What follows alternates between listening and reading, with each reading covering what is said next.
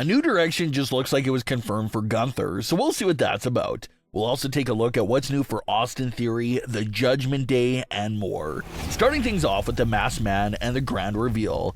After stalling for a bit there after the Masked Man first showed up at Survivor Series, the December 15th edition of Raw included the big moment of Austin Theory being revealed as the Mystery Man. Austin Theory showed up during the main event as the Masked Man and stomped out Rey Mysterio to assist Logan Paul in the win. After CM Punk ran out and came after him, the Masked Man ran into the crowd, and that's when Austin Theory unmasked himself in the middle of the crowd. A lot of fans are grateful that the big reveal finally took place. Fans were worried that it might get dragged out, but we finally got the reveal and some questions were solved, but other answers still remain to be discovered. Although we now see that it was Austin Theory behind the attacks, there's still lots of mystery elements still alive with this storyline, such as the question of why. Adam Pearce has been accusing Paul Heyman of being affiliated with the Masked Man for several weeks now and being guilty of that. But Paul Heyman swore to Adam Pearce on multiple occasions that he's not connected to the Masked Man at all. Paul Heyman has even said the same thing to all of his Vision members as well.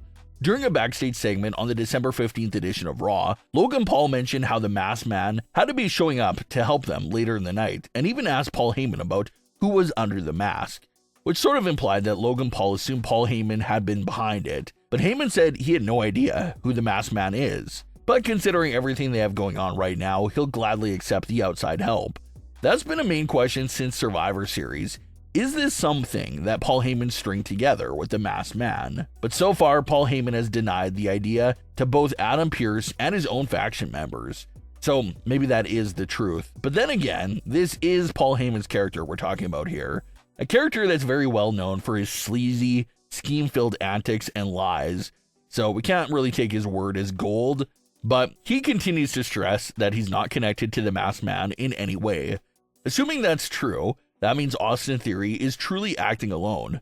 So why did Austin Theory take on this mysterious persona and start helping the Vision and being like this vigilante for them? Well, one of the easiest assumptions is that Austin Theory really liked what the Vision was setting out to do on Raw and in WWE overall. The Vision is a group that's about establishing stars in WWE and proving that they're all about the future of the industry. And 3 of their members are all relatively young stars that have a bright future ahead of them. And the group has already done wonders for the members. Ever since joining the Vision, the Bronze and Logan Paul have definitely entered a new level of stardom. It feels like the entire show of Monday Night Raw revolves around them, and they're the main focus of that program. So if you're Austin Theory and you want to get your own career back on track, it sure does seem like getting involved with the Vision is the right route to take right now. So that could be why Austin Theory has been doing all of this on his own. It's his way of asking for a spot in the Vision. He did not want to just flat out ask for a spot in the group. He wanted to instead give a preview of what his services could look like for the group.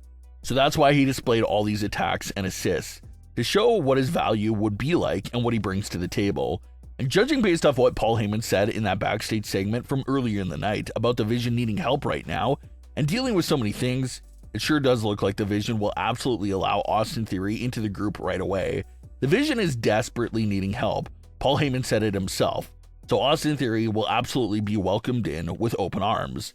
But like we said earlier, there's still a lot of questions and mystery surrounding Austin Theory even after the unmasking, such as his use of only Seth Rollins' signature moves. We spoke a few weeks about questioning if that was a subtle hint that maybe he was connected to Seth Rollins in any way. Or maybe Austin Theory was using those moves as attention grabbers, but that itself is still a mystery that hopefully we get some answers for. Why has he been using only Seth's moves instead of his own?